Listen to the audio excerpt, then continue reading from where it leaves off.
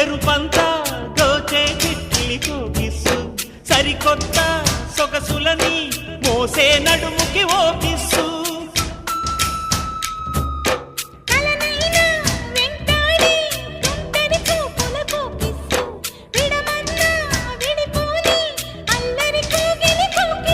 బిడియాలని బంధించే పసి పైటకి ఓకిస్తూ ప్రియురాలిని అలరించే